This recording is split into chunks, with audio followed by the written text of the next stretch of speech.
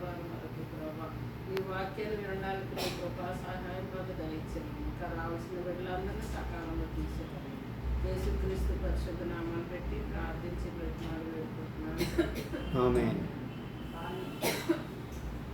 మన మధ్యలో ఉన్న దేవుని యొక్క వాక్య భాగము కీర్తనాకారుడు మరి జీవితం యొక్క మరి దారి, మన జీవితంలో మన యొక్క దారి ఎలా ఉంటుందో, మన యొక్క జీవితంలో సంతోషము ఆ దారిలో ఉన్నట్లయితే మన జీవితాలు ఎలా ఉంటాయో ఈ కీర్తనలో రాయబడుతూ వచ్చింది.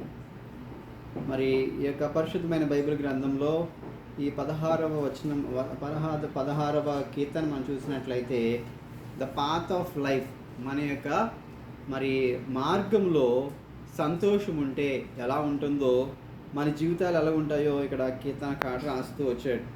ఇక్కడ మొట్టమొదటిగా మనము చూసినట్లయితే, దేవా నీ శరణు జూచి ఉన్నాను, నన్ను కాపాడుము. మరి ఇక్కడ దేవుని యొక్క వాక్యము ఏమని చెప్పబడుతుందంటే ప్రిజర్వ్ మీ అని చెప్పబడుతుంది. ప్రిజర్వ్ మీ అంటే మనం ఏం చేస్తామంటే కొన్ని వస్తువుల్ని మనము దాస్తాం. ఎలా దాస్తామంటే కొన్ని ఫ్రిడ్జ్లో పెడతాం. మరి కొన్ని ఫ్రిడ్జ్లో పెట్టినప్పుడు అవి కుళ్ళిపోకుండా అది మరి ఫ్రిడ్జ్లో భద్రంగా ఉంటాయి. అలాగే కొన్ని మనము సరైన ప్రిజర్వేటివ్స్ మనము వాడకపోయినట్లయితే ఏమవుతుందంటే అవి కుళ్ళిపోతాయి, అంటే కొన్ని రోజులు పాడైపోతాయి. అలాగే మన జీవితాల్ని దేవునికి ఒక విన్నపం చేసుకుంటున్నాడు. దేవా నన్ను ప్రిజర్వ్ చేయి, నన్ను కాపాడు అని అంటున్నాడు. ప్రిజర్వింగ్ అనేది దేవుడు కూడా మనల్ని ఏం చేస్తాడంటే కాపాడుతూ ఉంటాడు, ప్రిజర్వ్ చేస్తూ ఉంటాడు.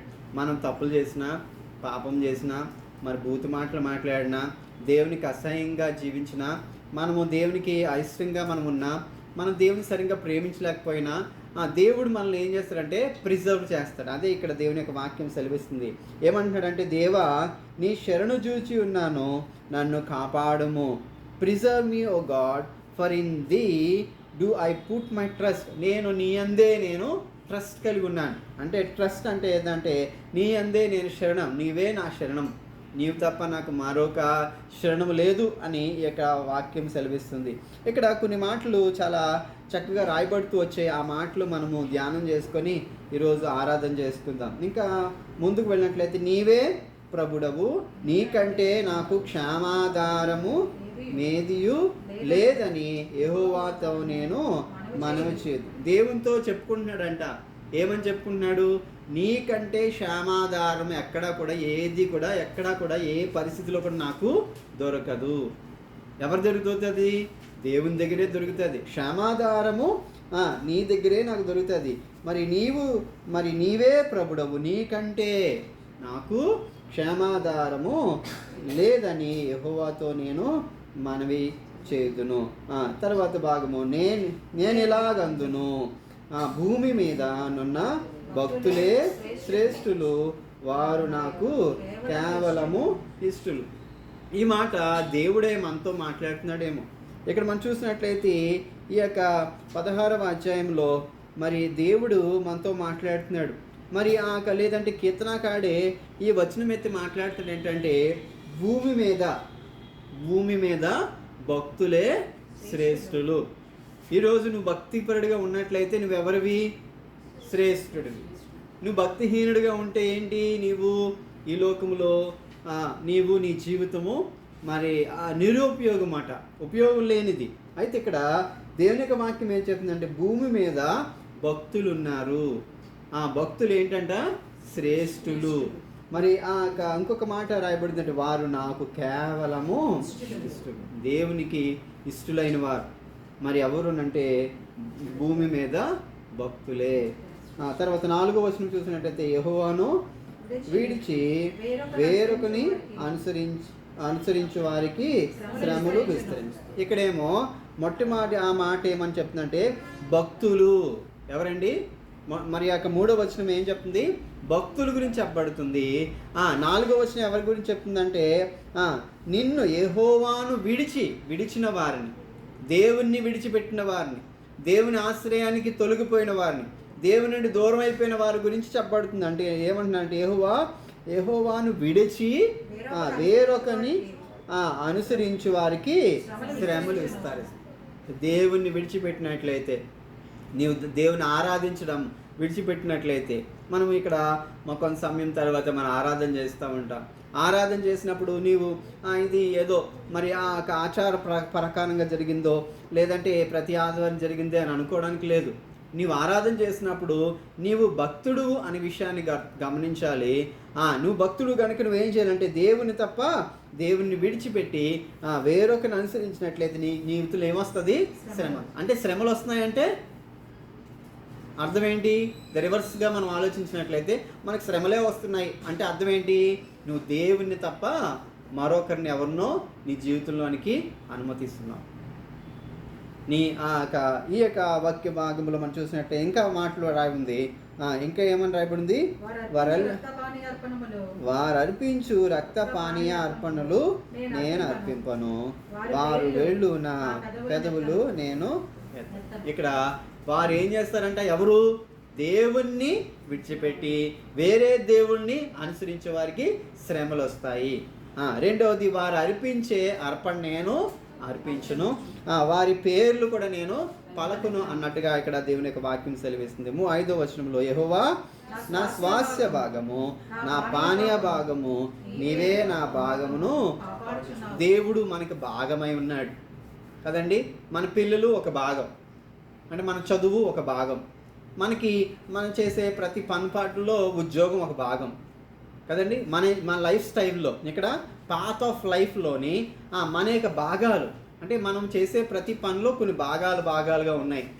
అంటే మనము చదువుకోవడానికి కొంత సమయాన్ని ఇస్తాం, వాక్యం చదవడానికి కొంత సమయం ఇస్తాం, ప్రార్థన చేసుకోవడానికి కొంత సమయం ఇస్తాం. ఇక్కడ దేవుని యొక్క వాక్యం ఏం చెప్తుందంటే 5వ వచనంలో, యెహోవా నీవే నా స్వాస్య భాగము, నా పానీయ భాగము, నీవే నా భాగమును కాపాడు. ఏదైతే దేవునికి మనం భాగం ఇస్తామో ఆ భాగాన్ని ఏం చేస్తాడు? దేవుడు కాపాడుతాడు. చాలా వరకు మనము దేవునికి ఇచ్చే భాగం విషయంలో దేవుడు కాపాడుతున్నాడు దాన్ని, మనం ఇచ్చేదాన్ని మరి వ్యర్థం జరుగుతుందా అని అనడానికి లేదు. దేవునికి వాక్యమే ఇక్కడ చెప్తుంది ఏంటంటే, నీవే నా భాగమును ఏం చేస్తాడు? కాపాడు. నీవిచ్చిన దశమ భాగము, నీవిచ్చిన కృతజ్ఞత భాగము, నీవిచ్చిన కానుకలు, ఇవన్నీ కూడా అర్పణలన్నీ కూడా దేవుడు ఏం చేస్తాడు? కాపాడుతూ ఉంటాడు. మరి చాలా మరి వ్యక్తులుగా మనం ఆలోచించినట్లయితే, ఒక వ్యక్తికి ఇస్తున్నాము కదా, ఆ వ్యక్తి ఈ పని చేస్తున్నాడు ఎందుకు అని మనం ప్రశ్నించడానికి లేదు. దేవుడే నీ యొక్క భాగాన్ని ఏం చేస్తున్నాడు? కాపాడుతున్నాడు. తర్వాత భాగం చూసినట్లయితే, మనోహరమైన స్థలములలో నాకు పాలు ప్రాప్తించెను, శ్రేష్టమైన స్వాస్థ్యము నాకు కలిగెను. నాకు ఆలోచనకర్తవైన యెహోవాను స్తుతించేదను, రాత్రి వేళలో నా అంతరంగములు నాకు బోధించున్నవి. రాత్రి వేళ ఏమైనా బోధిస్తున్నాయి మనకి? కళ రూపంగా కానీ లేదంటే దర్శన రూపంగా కానీ, ఇంకా మనము ఆ పరిశుద్ధాత్మ ఎన్నో వరాలు ఉన్నాయి. ఆ వరాలతో దేవుడు ఏమైనా మాట్లాడుతున్నాడా? ఇక్కడ మరి భక్తుడు ఏమంటున్నాడంటే, రాత్రి గడియలలో నా అంతరేంద్రములు నాకు బోధిస్తున్నాయి. అంతరేంద్రాలు ఏవైతే ఉన్నాయో రాత్రి అందు బోధిస్తున్నాయంట. మనకి బోధిస్తున్నాయా? మనమైతే రాత్రి వేళ మనకున్న సమయాన్ని ఎలా దేవునికి సమర్పిస్తున్నాం? ఇక్కడ దేవుని యొక్క వాక్యమే చెప్తుంది, రాత్రి గడియలలో నా అంతరేంద్రములు నాకు బోధిస్తున్నాయి. నీవే భక్తుడు అయినట్లయితే, నువ్వు భక్తుడు అయితే దేవునికి ఏమని మాట్లాడుతున్నది? ఇష్టుడు ఏం చేస్తాడంటే రాత్రి వేళ మరి ఎన్ని పంచాంధ్రాలు అంటే కదా, మనకి కళ్ళుతో మనము చూస్తాం, చెవులతో మనము వింటాం, నోటితో మాట్లాడతాం, ఇంకా స్కిన్ మరి ఫీల్ అవుతూ ఉంటాం, ఇంకా 5వది మౌత్. ఇవన్నీ కూడా మనము ఈ పంచాంద్రియాలు, అంటే ఇక్కడ దేవుని యొక్క వాక్యం ఇక్కడ ఏమని మాట్లాడుతుందంటే, అంతరంద్రియములు అంటే లోను కూడా మనకి చాలా రకాల మరి భాగాలు ఉన్నాయి, అవి కూడా మనకి బోధిస్తాయని దేవుని యొక్క వాక్యం సెలవిస్తుంది. 8 సదాకాలం యెహోవాయందు నా గురి నిలుపుచున్నాను, ఆయన నా కుడి పార్శ్వమున ఉన్నాడు గనుక నేను కదల్చబడను.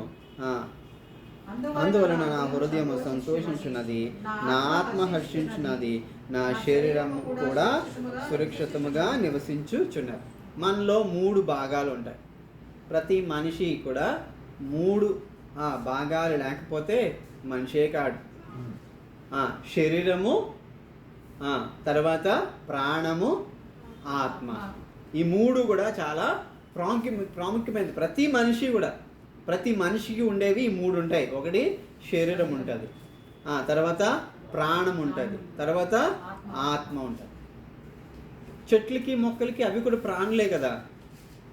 చెట్లకి మొక్కలకి మన జంతువులు వాటికి మనకి ఉన్న తేడా ఏంటంటే ఈ 3 మనం కలిగి ఉంటాం. ఏంటి మళ్ళీ చెప్పండి? శరీరము కలిగి ఉంటాం, అంటే మన బాడీ కలిగి ఉంటాం.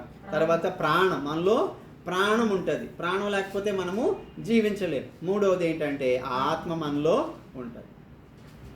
ఇంకొక మాట చెప్పగలగాలి మనం ఏంటంటే తండ్రి, కుమార, పరిశుద్ధాత్మ. తండ్రి సృష్టికర్త, కుమారుడు మనలను మనల్ని కాపాడేవాడు, మనల్ని పోషించేవాడు, మనల్ని ఆదరించేవాడు. పరిశుద్ధాత్మ దేవుడు మనలను నడిపించే దేవుడే ఉన్నాడు. అయితే ఇక్కడ మనం చూసినట్టయితే మన పక్షులకి, జంతువులకి వాటికి ఏముంటుందంటే ఒక బాడీ ఉంటుంది, స్ట్రక్చర్ ఉంటుంది, తర్వాత ఏముంటుంది? ప్రాణం ఉంటుంది అందులో. కానీ ఏముండదు? ఆత్మ వాళ్ళలో ఉండదు. వారిలో పరిశుద్ధాత్మ అనేది ఉండదు. అంటే మనలో ఉండేది ఏంటంటే 3వది పరిశుద్ధాత్మ మనలో ఉంటుంది. పరిశుద్ధాత్మ దేవుడు మనలో ఉంటాడు, దేవుడు మనతో ఉంటాడు. అదే ఆత్మ అయి ఉన్నాడని మనము నమ్ముతాం. అందుకే ఇక్కడ ఈ యొక్క 9వ వచనంలో చూసినట్లయితే అక్కడ 3 విషయాలు కూడా ఇక్కడ రాయబడి ఉన్నట్టుగా మనము గ్రహిస్తాము. ఏమని రాయబడి ఉంది?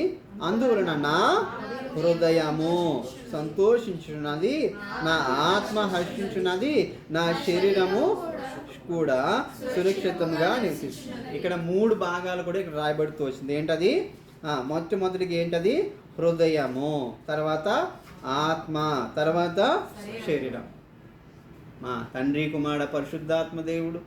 ఈ యొక్క మనలో శరీరం ఉంటుంది, ప్రాణం ఉంటుంది, పరిశుద్ధాత్మ కూడా మనలో ఉంటుంది. ఈ 3 లేకపోతే మన మనుషులమే కాదు. అయితే కానీ ఇక్కడ ఈ 9వ వచనంలో కూడా చాలా చక్కగా ఇక్కడ రాయబడుతుంది. నా హృదయము, నా ఆత్మ, నా శరీరం. చెప్పండి, నా హృదయము, నా ఆత్మ, నా శరీరం. మరొకసారి చెప్దామా? నా హృదయము, నా ఆత్మ, నా శరీరం. మీరు చెప్పండి.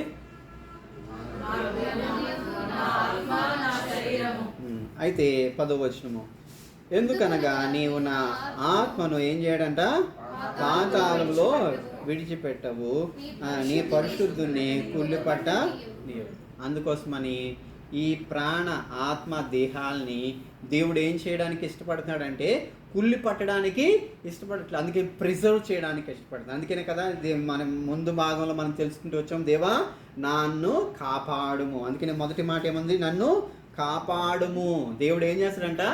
ఈ ప్రాణ, ఆత్మ, దేహాల్ని కుళ్ళు పట్టకుండా చేయడానికి ఏం చేస్తున్నాడు ఆయన ఈ లోకానికి వచ్చేసాడు. యేసుక్రీస్తు వారు ఈ భూమి మీదకి వచ్చేసి ఈ ప్రాణ, ఆత్మ, దేహాలు కుళ్ళు పట్టనివ్వకుండా దీనికి ఏమి ఇవ్వాలనుకుంటున్నాడు?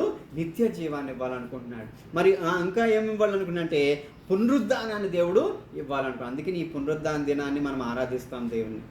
ఈ కుళ్ళు పట్టనివ్వకుండా ఈ 3 మన ప్రాణం, ఆత్మ, దేహం ఇవన్నిటిని కూడా కుళ్ళు పట్టనివ్వకుండా వాటికి ఏమి ఇవ్వాలనుకున్నాడు?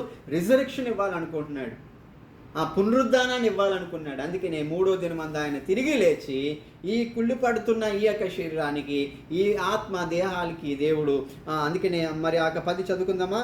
ఎందుకనగా నీవు నా ఆత్మను పాతాళములో విడిచిపెట్టవు, నా పరిశుద్ధిని, నీ పరిశుద్ధిని కుళ్ళు పట్టనీయవు. దేవుడు పట్టనివ్వకుండా దేవుడు ఏం చేస్తాడు? మనకి పునరుద్ధానాన్ని ఇచ్చాడు. ఎంత గొప్ప భాగ్యము! అందుకని యేసుక్రీస్తు వారు ఆయన చేసిన ఉపకారం ఏంటి? ఆయన చేసిన మేలు ఏంటంటే ఆయన మరణించి మనలను మరణము లేకుండా చేయాలని, ఆయన తిరిగి లేచి మనకు కూడా అది పునరుద్ధానాన్ని ఇవ్వాలని దేవుడు ఆశపడుతున్నాడు. అందుకని ఈ యొక్క భాగము చక్కగా మనతో మాట్లాడుతుంది. 11వ వచనం అందరూ కూడా చదువుకుందామా? జీవ మార్గము నీవు నాకు తెలియజేసేదవు. నీ సన్నిధిని సంపూర్ణ సంతోషము కలదు, నీ కుడి చేతిలో నిత్య సుఖములు. దేవుని దగ్గర ఏమున్నాయి? If God preserves us, if God guides us, if we are in the way of God, దేవుని యొక్క మార్గంలో మనం ఉన్నట్లయితే ఈ 3 విషయాలు మన జీవితంలో జరుగుతాయి. ఒకటి ఏంటంటే జీవ మార్గము. ఏంటది? చెప్పండి, జీవ మార్గము. తర్వాత నీ సన్నిధి, దేవుని యొక్క సన్నిధిలో మరి ఏముంటుందంటే సంపూర్ణ సంతోషము. ఎక్కడ దొరకదండి? ఎక్కడ దొరుకుతుంది ఆ సంతోషము? దేవుని యొక్క మందిరంలోనే ఆ సంతోషము. ఇంట్లో దొరుకుతుందా? హాస్పిటల్లో దొరుకుతుందా? మనం మరి ఆ భాగంలో ఉద్యోగానికి వెళ్ళేటప్పుడు అక్కడ దొరుకుతుందా? ఎక్కడ దొరకదు. దేవుని సన్నిధి. అందుకని ఆదివారం ఎక్కడికి రావాలి? దేవుని మందిరంలోనికి రావాలి. అందుకని నీ సన్నిధిలో సంపూర్ణ సంతోషమే కాదు, సంపూర్ణ సంతోషం కలదు, నీ కుడి చేతిలో నిత్య సుఖములు. మరి ఎక్కడ సుఖం లేదు, దేవుని యొక్క చేతిలోనే ఆయనకి మన యొక్క సుఖం ఉంది. అటువంటి సుఖ సంతోషాలు దేవుడు మనకి ఇవ్వనుగాక. ప్రార్థన చేసుకుందాం. అందుకు నిలబడినట్లయితే దేవుని సన్నిధిలో ఆరాధన చేసుకుందాం.